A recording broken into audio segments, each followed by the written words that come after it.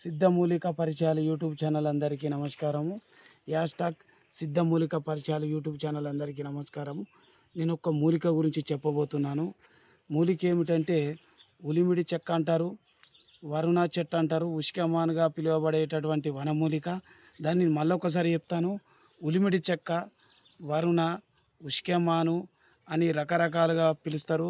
ఉష్కమాను ఎందుకు ఉష్కమాను పిలుస్తారని మీరు అంటూ ఉన్నారు. అది ఇసుక ఇసుక ఉంటుంది, దాని చెక్క కొడితే ఇసుక ఇసుక లాగా వస్తుంది కాబట్టి దాన్ని ఇసుకమాన్ అంటారు. ఉలిమిడి చెట్టు అంటే అంటే రౌండ్ ఆకారము, దాని కాయలు రౌండ్గా ఆకారంగా ఉంటాయి. వరుణ అంటే ఆకులు వెడల్పు వస్తూ ఉంటాయి. దానికి 3 రకాల పేర్లతో పిలుస్తారు. అది ఎందుకు ఉపయోగపడుతుందంటే దాని ఆకులు కానీ దాని కండం కానీ దాన్ని మెత్తగా నూరి మన కిడ్నీ స్టోన్స్ ఎవరికైతే కిడ్నీ రాళ్ళు వస్తూ ఉంటాయో దాన్ని చెక్క తీసుకొచ్చి బాగా ఎండబెట్టి పౌడర్ చేసి పెట్టుకోవాలి. దాని చెక్క లేదా దాని ఏరు బెరడు అంటే లోపట ఉండేటటువంటి ఏరు ఏదైతే ఉందో ఆ ఏరు తీసుకొని వచ్చి మెత్తగా నూరి పెట్టుకోవాలి. ఎవరికైతే రౌతులు వచ్చినాయో, ఎవరికైతే రాళ్ళు కిడ్నీలలో ఏర్పడతాయో వాటిలో మెత్తగొట్టిన పౌడరు 1 చెంచా అయితే నిమ్మకాయ రసం ఒక బద్ద అంటే ఒక ముక్క బాగా పిండి కలుపుకొని తినాలి. తిన్న తర్వాత ఒక అరగంట తర్వాత వాటర్ తాగాలి. ఫుల్ వాటర్, 1 లీటర్ వాటర్ తాగాలి. అట్లా ఒక వారం రోజులు చేసినట్లయితే మన కిడ్నీలో ఉండేటటువంటి రాళ్ళన్నీ పడిపోతాయండి. మీరు గమనించవచ్చు. ఇది రాళ్ళకు ఒక మంచి వైద్యం అని చెప్పవచ్చును. మళ్ళీ దాని పౌడరు, ఆకుల పౌడరు కూడాము వాడుతా అంటే కూడాము మన పొట్టలో ఉండేటటువంటి కొవ్వు కానీ, మన గుండెకు పేరుకుపోయినటువంటి కొవ్వు కానీ, ఇంకా మిగతా ఏమన్నా గడ్డలు ఉన్నా సరే కరిగిపోతుంది. అది 41 రోజు నుంచి వెళ్ళి 2 నెలలు వాడాలి. అట్లా వాడినట్లయితే మీకు 100% కొవ్వు పదార్థాలు కూడా తగ్గుతాయి.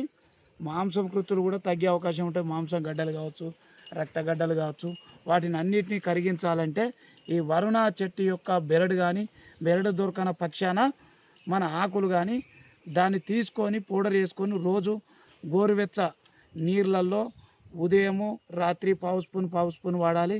దీనికి పత్యాలు ఉంటాయి, పులుపు, మాంసం కృత్తులు, మసాలా దినుసులు, మరి వచ్చేసి మటను, చికెను, కోడిగుడ్లు ఇవన్నీ తినకూడదు. దుంపకు సంబంధించిన అసలే తినరాదు. ఇలా 2 నెలలు 45 రోజులు పథ్యం ఉంటే కంపల్సరీ మీకు ఉండేటటువంటి సర్వరోగ నివారిణి ఉలిమిడి చెట్టు, వరుణ చెట్టు అని చెప్పవచ్చును. ఆ చెట్టు ఎట్లుంటుందో నేను చెప్తాను. ఇప్పుడు రండి.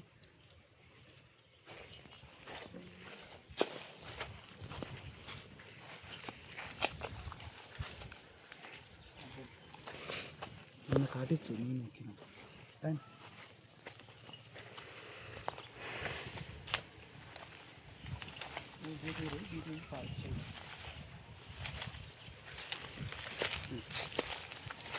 చెట్టు. ఈ చెట్టు ఎట్లుంటుంది చూడండి ఒకసారి. ఆకులు 3 ఆకులు కలిగి ఉంటుంది.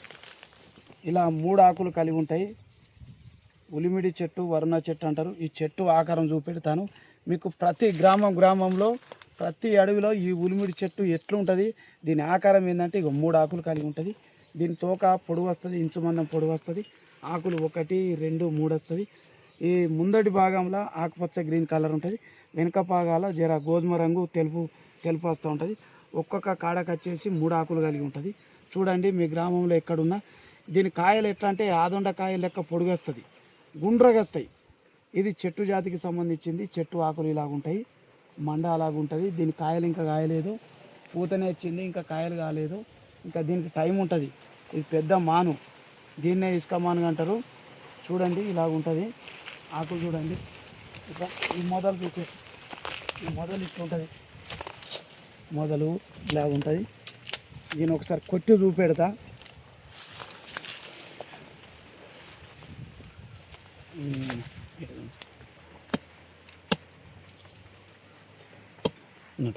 దూరం ఇగో ఇలాగుంటుంది. ఇసుక మాన్ అంటే ఇగో ఇసుక ఉంటుంది. ఇది ఇసుక ఇలాగ పొట్టు ఉంటుంది. దీన్ని స్వీకరించవచ్చు, ఇంకా తినచ్చు. ఇదంతా ఇసుక లాగుంటుంది చెట్టు. దీన్నే ఇసుక మానుగా పిలుస్తారు. చెట్టు చూపెట్టు, పైన మొత్తం చూపెట్టు.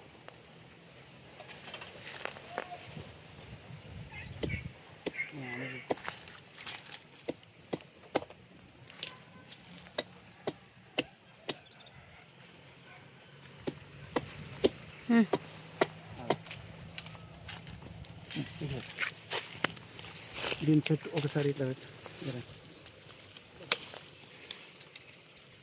పొడుగుట్టు అడుగు ఇట్లా మంచి